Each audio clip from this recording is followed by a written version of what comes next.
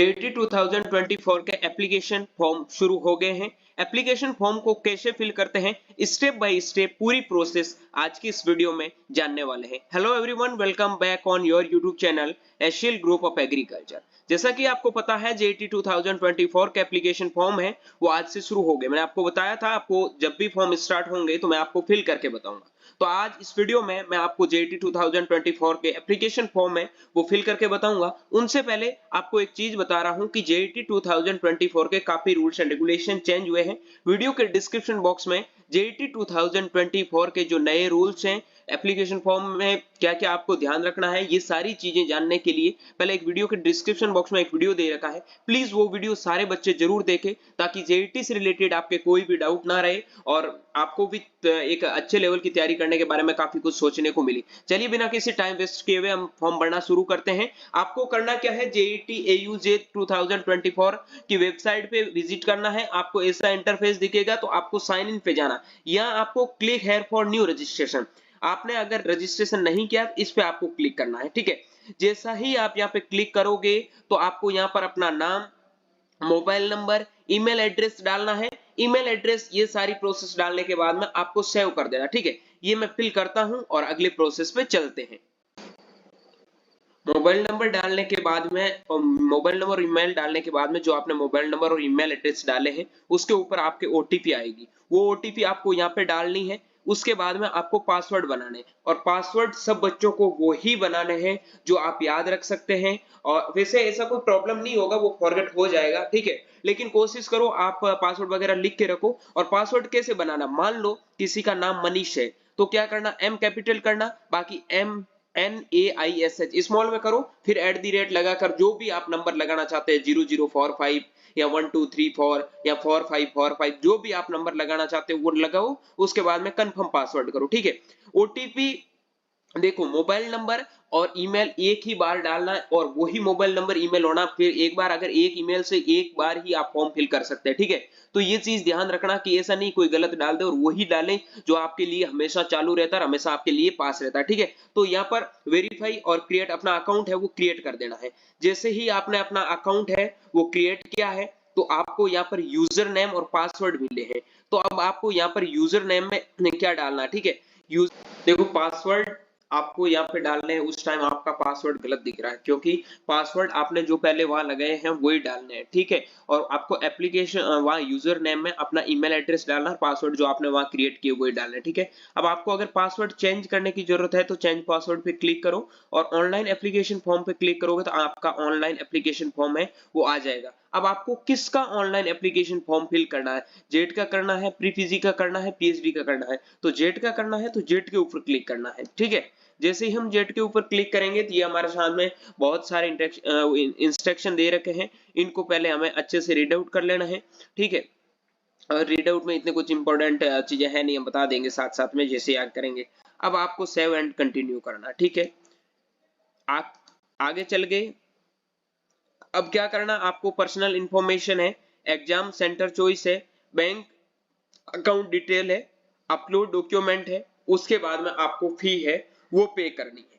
उसके बाद में ये सबसे पहले पूछ रहा है कि आप राजस्थान के डोमिसाइल हैं या नहीं है। अगर आप राजस्थान के मूल निवासी हैं तो यस करो, वरना आप नो करो, क्योंकि इनमें राजस्थान और बाहर के स्टूडेंट दोनों ही इस फॉर्म को फिल कर सकते हैं। तो अब हम जाते हैं पर्सनल इंफॉर्मेशन पे। जैसे ही हम कंटिन्यू पे क्लिक करेंगे तो हमारे सामने ये सारी चीजें आ जाएगी। और जो भी आपके पास में आप डिफेंस कैटेगरी से बिलोंग करते हैं तो आप डिफेंस में आपका जो भी क्राइटेरिया लग रहा है उनको फॉलो कर सकते हैं, ठीक है। अभ्यर्थी जिसके पास में राजस्थान का मूल निवास प्रमाण पत्र हो, ठीक है। अगर राजस्थान का मूल निवास प्रमाण पत्र है तो क्लिक कर दिया। उसके बाद पूछ रहा राजस्थान में मान्यता प्राप्त संस्थान में नियमित छात्र के रूप में लगातार परीक्षा में अभ्यर्थी ने पिछले 3 साल में पढ़ाई की, यानी राजस्थान में स्थित विद्यालय से 10वीं 12वीं सारा राजस्थान से उत्तीर्ण हुआ है तो ये भी आपका सर्टिफिकेट 2 क्लियर करना है।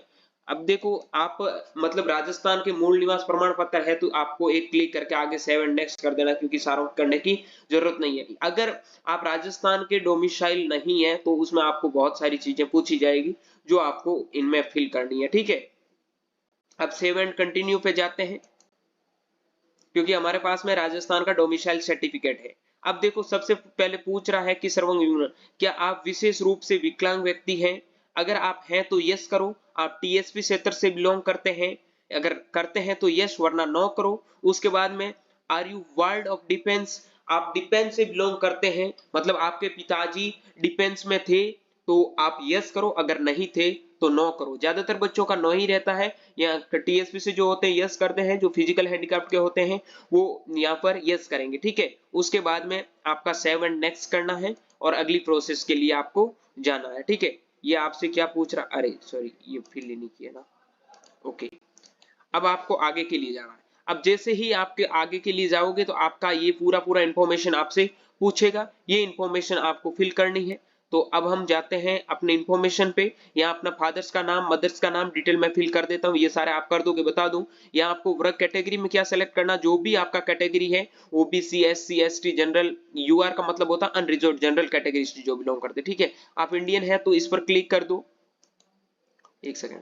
उसके बाद में आप मेल, फीमेल या फिर जो भी ट्रांसजेंडर वाला, ठीक है, वो तो कोई होता नहीं है, तो कर दो। उसके बाद में आपके आधार कार्ड नंबर है वो लास्ट के 4 डिजिट डालना। ध्यान रखना बच्चों, सारा आधार कार्ड नंबर नहीं डालना, लास्ट के जो 4 नंबर होते हैं वो ही आपको यहाँ पर डालने हैं, ठीक है। देन उसके बाद में ये बोल रहा है कि आपको शाही की आवश्यकता है, मतलब अगर आप एग्जाम दे रहे हैं, फिजिकल हैंडीकैप्ड है, क्या साथ में आपके वो लिखने वाले की जरूरत है या नहीं? अगर जरूरत है तो यस डालो, वरना आपको नो पे क्लिक कर देना, ठीक है। अगर आप फिजिकल हैंडीकैप्ड है तो ये चीजें आपसे पूछी जाएगी, वरना कोई जरूरत नहीं है। उसके बाद में आपका मतलब पत्राचार का पता लिखना, जो भी आपके पास में एड्रेस है पत्रकार वाला वो लिख देना, क्योंकि कोई डाक में कभी कभार कुछ चीजें आ जाती है, ठीक है। आपका डिस्ट्रिक्ट है वो यहाँ से चूज कर लेना है, कौन से डिस्ट्रिक्ट से आप बिलोंग करते हैं। तो ये चीजें हैं, हम डाल देते हैं अपना, कहाँ गया होम टाउन भाई, ओके। आपका जो भी डिस्ट्रिक्ट है वो डाल देना, ठीक है। उसके बाद में मोबाइल नंबर वगैरह दे रखे हैं तो आपको एक अल्टरनेट मोबाइल नंबर की जरूरत पड़ेगी। अल्टरनेट मोबाइल नंबर का मतलब होता है अपने पापा के मोबाइल नंबर दे दो जो हमेशा चालू रहते हैं, ठीक है। और उसके बाद में आपके पास में ये बोल रहा है सर्टिफिकेट, प्रमाण पत्र, कौन सा सर्टिफिकेट, ओबीसी का सर्टिफिकेट है, उसका डेट आपको देना है, कब हुआ, उस मतलब कब इश्यू हुआ था, और उसके बाद में आपकी वार्षिक आय कितनी है वो लिखनी है, ठीक है। उसके बाद में आपकी देखो ये शैक्षणिक योग्यता में 10th के पूछ रहा है कि आपने 10th है वो कब की है, कौन से सब्जेक्ट, मतलब सब्जेक्ट तो क्या, कौन से बोर्ड से की है, आपके रोल नंबर क्या थे, कौन से साल में आपने पास की है, कितने में से कितने नंबर आए हैं, कितने परसेंटेज बने हैं, ठीक है। ये सारी चीजें फिल करने के बाद में आपको करना है सेव एंड कंटिन्यू। तो अगली प्रोसेस में चलते हैं, ये मैं फिल कर देता हूं, फिर चलते हैं अगली प्रोसेस में। पर्सनल इंफॉर्मेशन फिल करने के बाद में आपके पास में आते हैं एग्जाम सेंटर। जो आपको एग्जाम सेंटर चुनने हैं उनको आपको कॉलम फर्स्ट से कॉलम सेकंड की ओर लेके जाना है, ठीक है।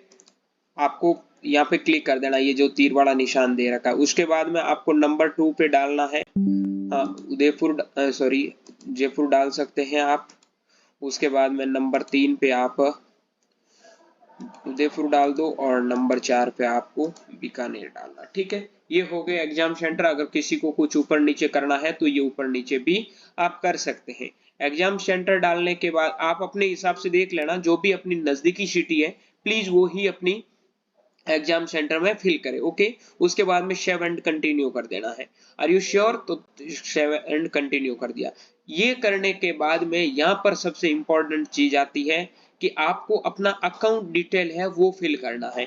जो भी जिस अकाउंट, मतलब आप अकाउंट डिटेल कोई भी फिल कर दो, ताकि आपका जो भी जब भी रिफंड आए तो इसमें आ जाए, कोई दिक्कत नहीं है। जैसे मान लो अपने पापा का बैंक अकाउंट डाल दो तो कोई दिक्कत नहीं, ई मित्र वाले का मत डालना, या फिर कोई भी आपका पहचान वाला है उनका डालने की जरूरत नहीं। या तो अपना खुद का है तो खुद का डालो, या फिर अपने पापा का डाल दो, जो भी जिस ब्रांच से है वो लिख दो। उसके बाद में आपको ऑल्टर नंबर वगैरह सारे डालने हैं, आईएफएससी कोड वगैरह, ये सारा फिल करने के बाद में सेव एंड कंटिन्यू करना है। उसके बाद में डॉक्यूमेंट अपलोड करने, चलिए हम डॉक्यूमेंट करते हैं अपलोड, ये डिटेल फिल करके, ठीक है। चलिए अब डॉक्यूमेंट अपलोड के नंबर, डॉक्यूमेंट अपलोड करने की वो बारी आ चुकी है। तो मिनिमम साइज है वो आपका 2 MB तक होना चाहिए। सबसे पहले आपको अपना फोटो है वो अपलोड करना है जेपीजे फॉर्मेट में। उसके बाद में आपको अपना सिग्नेचर है वो जेपीजे फॉर्मेट में अपलोड करना है। उसके बाद में थंब इंप्रेशन है, वो लेफ्ट थंब है वो आपको जेपीजे फॉर्मेट में अपलोड करना है, ठीक है। उसके बाद में आपको डोमिसाइल सर्टिफिकेट पीडीएफ में अपलोड करना है, ओबीसी पीडीएफ में अपलोड करना है। यहाँ पर जो आपका एसएपी का मतलब आपका नहीं लगेगा, सबका जो फिजिकल हैंडीकैप था उनका था, और उसके मतलब जो भी अदर सर्टिफिकेट जो आप कोई भी अलग से डालते हो, या फिर डिफेंस वाला आएगा तो उसके लिए अलग डालना पड़ेगा, बाकी कोई जरूरत नहीं। आप डेट ऑफ बर्थ प्रूफ में आपके पास में अगर डेट ऑफ बर्थ सर्टिफिकेट नहीं है तो आप 10th का मार्कशीट अपलोड कर सकते हैं, या 10th का मार्कशीट आपको पीडीएफ में डालना है, और जो आपका पासबुक था मतलब बैंक अकाउंट का, उसका पहला पेज का फोटो है वो खींच के पीडीएफ बना के आपको अपलोड करनी। ठीक है, ये सारे अपलोड कर देते हैं। ये सारे अपलोड करने के बाद में एक सेकंड, अगले प्रोसेस पे जाते हैं हम। ठीक है, फाइनली सारे डॉक्यूमेंट अपलोड होने के बाद में आपको फी पे का ऑप्शन आएगा। उससे पहले आप अपने फॉर्म को चेकआउट कर सकते हैं जो भी आपने फिल किया है। ठीक है, उसके बाद में अगर आपने ये बोला है कि आपने जो भी इंफॉर्मेशन फिल की है तो आप सारी इंफॉर्मेशन अगर आपकी सही है, कोई भी दिक्कत होगी प्रॉब्लम होगी तो उसकी जिम्मेवार आप होंगे। तो आपको यहाँ आई एग्री करना है, या दोनों पर एग्री कर देना है। ठीक है, उसके बाद में 1300 रुपए आपको फॉर्म पे सॉरी मतलब एप्लीकेशन जो फॉर्म की फीस है वो पे करनी है। अब कैसे पे करनी है, गो फॉर पेमेंट, यहाँ जाना पेमेंट पे और आपको ओके कर देना है। जैसे ही आप ओके करोगे ये आपका 1300 रुपए है। तो अब 1300 रुपए आपको कैसे करना है, यहाँ देखो अदर बैंक पे क्लिक करना है। जैसे ही आप अदर बैंक पे क्लिक करोगे या फिर यूपीआई पे क्लिक करो, सबसे अच्छी चीज है। ठीक है, जैसे ही आप यूपीआई पे क्लिक करोगे तो यहाँ आपको क्यूआर कोड आएगा, यहाँ पर आप क्यूआर पे क्लिक करके प्रोसीड कर दो। ठीक है, जैसे ही प्रोसीड करोगे तो आपको 5 मिनट का टाइम मिलेगा, 5 मिनट के अंदर आपको पे कर देना है। तो मैं ये 1300 रुपए है ये पे कर देता हूँ। ठीक है, अब पे कैसे करना है, आप गूगल पे फोन पे जो भी यूज कर रहे हो, सब्जी वाले के पास में कहीं पे भी जाते हो पे तो आप करते ही हो यार। ठीक है, तो यहाँ मैं जी पे कर देता हूँ 1300 रुपए एग्रीकल्चर यूनिवर्सिटी जोधपुर के खाते में हमें जेट के लिए देने हैं। ठीक है, तो हम ये बच्चों पेमेंट कर देते हैं सक्सेसफुल।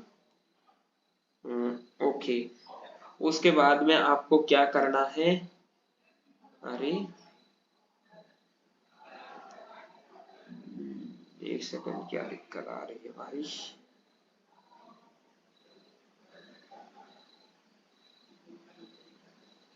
ओके, ये पेमेंट हो गया सक्सेसफुल। ठीक है, पेमेंट होते ही फाइनली पेमेंट सक्सेसफुल होने के बाद में पेमेंट डन हो चुका है। ये आपके आवेदन नंबर है। ठीक है, सारी चीजें आ गई, ये एप्लीकेशन फॉर्म है।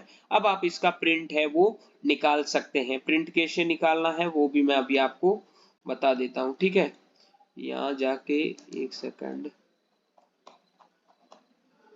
आपको क्या करना है कि ये यार पूरा ओपन नहीं हो रहा है, तो उसके नीचे एक ऑप्शन आ जाएगा प्रिंट का, तो आप जाके प्रिंट आउट निकाल सकते हो। ये देखो ऑप्शन आ रहा है ना ऊपर, क्लिक हेयर प्रिंट, यहाँ पे जाओगे तो आप इसका प्रिंट है वो निकाल पाओगे। तो प्रिंट के लिए यहाँ अगर आप करोगे ये देख लो, मैं कर देता हूँ JET 2024। ओके, ये हमारा शेव हो गया। आपको भी अगर जेईटी के फॉर्म से रिलेटेड कोई दिक्कत है, कोई प्रॉब्लम है, तो टेंशन लेने की जरूरत नहीं है, कमेंट बॉक्स में कमेंट करें, क्योंकि सारी चीजें मैंने आपकी ये यहाँ क्लियर कर दी है। फॉर्म कैसे भरना है, कौन कौन से प्रोसेस है, क्या क्या करने हैं, जेईटी के रिगार्डिंग कोई भी इंफॉर्मेशन, कोई भी प्रॉब्लम, कोई भी क्वेरीज हैं तो आप हमसे कांटेक्ट कर सकते हैं। नीचे जो हेल्पलाइन नंबर आपको दे रखे हैं उस पर मैसेज कर सकते हैं। और कोई भी दिक्कत, ज्यादा प्रॉब्लम है, कोई नया वीडियो चाहिए जेईटी से रिलेटेड, तो आप प्लीज कमेंट बॉक्स में कमेंट जरूर करें। वीडियो पसंद आए तो प्लीज लाइक शेयर कमेंट जरूर करें, और चैनल को यार सब्सक्राइब कर लेना। कितना मेहनत से आपके लिए वीडियो बनाया है, सबसे पहले हम आपको ये वीडियो अवेलेबल करवा रहे हैं। उम्मीद करता हूं ये वीडियो आपको पसंद आया तो प्लीज अपने दोस्तों के साथ में भी शेयर जरूर करें, और अपने बड़े भाई का सपोर्ट जरूर करें। मिलते हैं जल्दी एक नए वीडियो के साथ में, तब तक के लिए स्वस्थ रहे, मस्त रहे, देखते रहिए एचसीएल ग्रुप ऑफ एग्रीकल्चर का यूट्यूब चैनल माई चौधरी BHU के साथ। Thank you very much.